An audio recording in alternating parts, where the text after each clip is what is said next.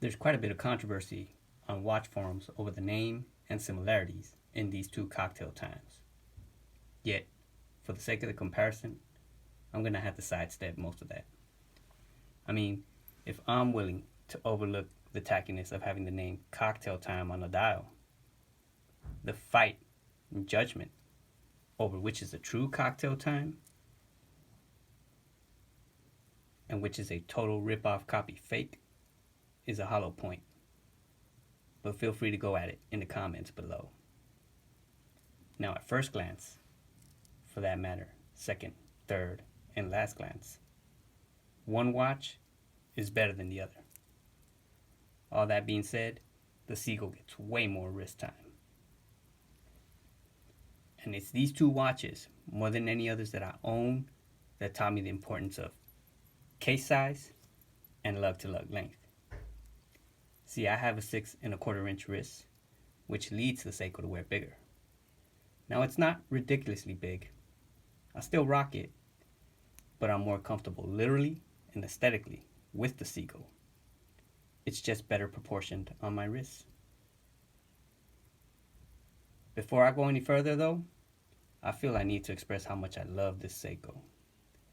From the first time I saw this dial, I knew I was going to buy one. I'm a dress watch nut, and I'm crazy about watches from the 50s, 60s, and the 70s. And this Seiko right here screams classic. I paid $280 for the Seiko from a local brick and mortar shop. I bought the Sea-Gull off a Long Island watch for $200, but it can be found for less. 40.5mm case size for the Seiko and a 38mm case size for the Sea-Gull. 47.3 lug-to-lug length for the Seiko and a 5mm difference between the two, with the Sea-Gull at 42.3mm lug-to-lug length. For my wrist, this makes all the difference in the world. 5mm when it comes to dress watches is huge, as you can see. Yet, because the dial sizes are near identical, I suspect the Sea-Gull may not wear too small on most wrists. There's at least a 2mm difference in case height. Seiko is at 12.2mm tall, and the Sea-Gull comes in at 9.4mm high, making this watch a much sleeker watch. Domed hardlex crystal on the Seiko, and according to Long Island Watch, the Sea-Gull has a sapphire, but I've seen it advertised elsewhere as having a mineral, also domed. The Seiko has the in-house caliber 4R35B automatic with hacking, hand winding, date, and a 40-hour power reserve. The Sea-Gull also has an in-house caliber, the Chinese TY2705 mechanical wind only, features a sub-second dial and a 38-hour power reserve. At least, that's what I think it has. I couldn't find any information on the power reserve.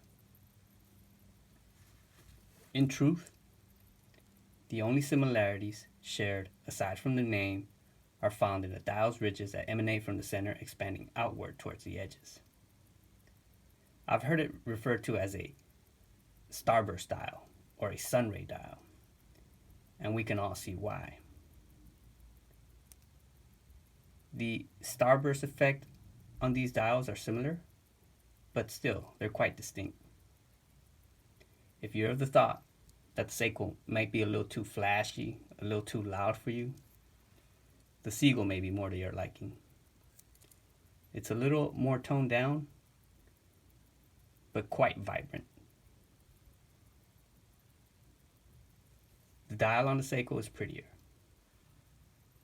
and with an applied Seiko logo, a framed date window, it feels more robust and looks of higher quality. In my opinion, the only flaw the Sea-Gull has is having the name Cocktail Time on the dial. The layout of that sub-second above the 6 classically complements that starburst effect. Lighter than the Seiko, one can easily forget it's on the wrist.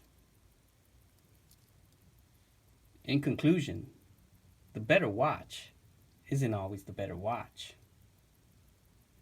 With more specs, a higher quality build, the Seiko's going to win that fight. But the war over wrist time, now that's a different matter altogether. This is where the Sea-Gull outshines the Seiko. Its timeless style, size, and comfort make it a nicer balanced watch on my wrist.